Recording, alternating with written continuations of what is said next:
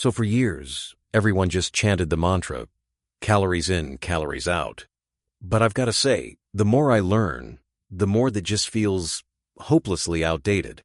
Would you agree? Honestly, that old school thinking just doesn't hold up anymore, especially for athletes. The idea that a calorie from a candy bar is the same as one from a bowl of oatmeal, that's a huge oversimplification. The way your body processes those calories, the nutrients they come with, even how your hormones react, it's all completely different.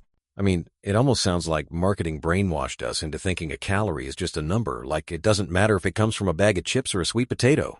Can you break down why that difference is so critical for, say, someone training for a triathlon? Take the humble potato, for example. If you eat it whole, with the skin, you're getting fiber, complex carbs, vitamins, a slow, steady energy source. But turn that potato into chips? Now you've got a fiber-free, salt-covered, ultra-processed snack that spikes your blood sugar and leaves you crashing. For endurance athletes, that's the difference between powering through a long ride and bonking halfway. It's almost wild, right? Two foods from the same plant, but the way our bodies handle them couldn't be more different. That actually leads perfectly into something else. I'm curious about the whole nutrient density versus energy density thing. Yeah, that distinction is everything.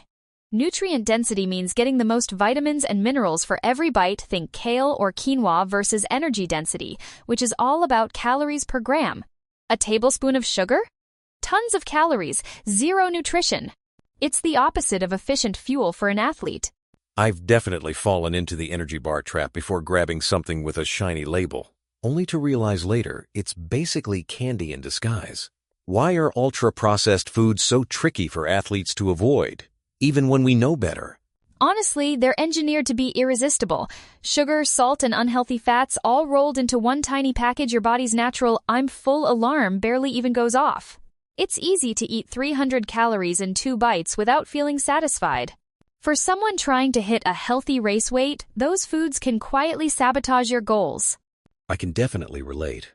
There were times when I'd train hard and then reward myself with fast food, thinking, I earned this. But the recovery was always slower, and I'd feel heavy for days. That brings to mind something I've heard other athletes talk about: the energy crash after eating the wrong thing before a workout. Oh, I've lived that nightmare.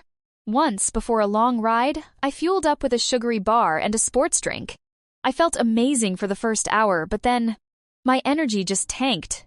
I ended up finishing that ride in pure survival mode, bloated and dragging my feet.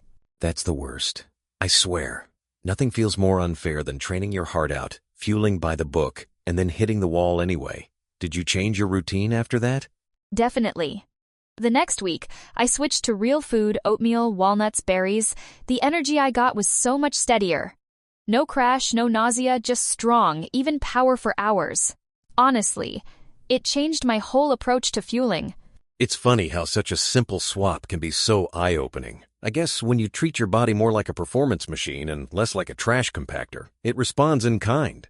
But all this talk about energy swings reminds me of something else you've touched on: the hormonal chaos behind those crashes. Exactly, those wild energy swings are all about insulin. When you eat processed carbs, your blood sugar spikes fast and hard, so your pancreas has to pump out a flood of insulin. That leads to a rapid drop, so you crash, feel hungry again, and the cycle repeats. It's exhausting for your body and your training. And it's not just about feeling groggy after a big meal, right? If this keeps happening, it can spiral into bigger problems like insulin resistance, even for people who consider themselves pretty fit. That's what's so concerning. Over time, your body gets less sensitive to insulin, and suddenly your muscles struggle to access the very fuel you need to perform.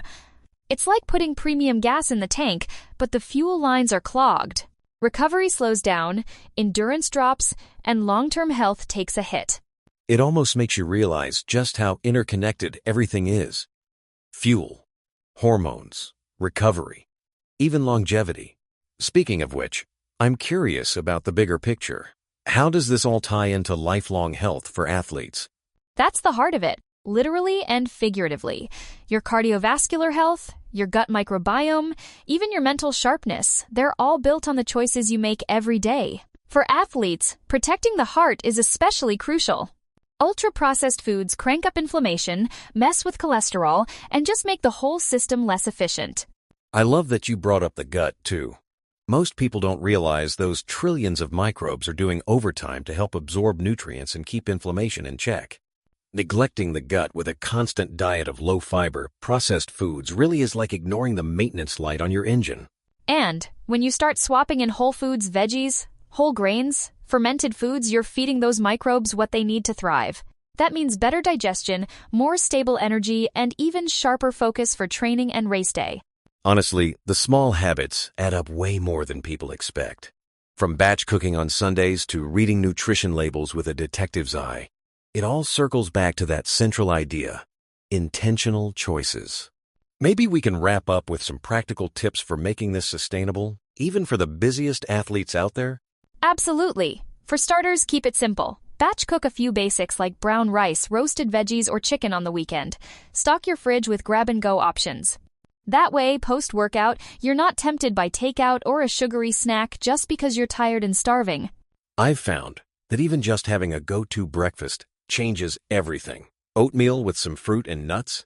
It beats anything that comes out of a box or a bar, hands down.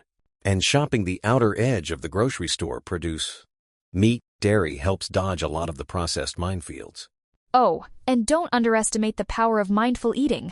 Slowing down, actually tasting your food, and checking in with your hunger, those are game changers. Plus, staying hydrated. Water is the most overlooked performance booster out there. Hearing real transformation stories like the weekend warrior who ditched sugary drinks or the busy mom who batch cooked her way to better energy gives me hope that anyone can start. It really does come down to a series of small, intentional steps.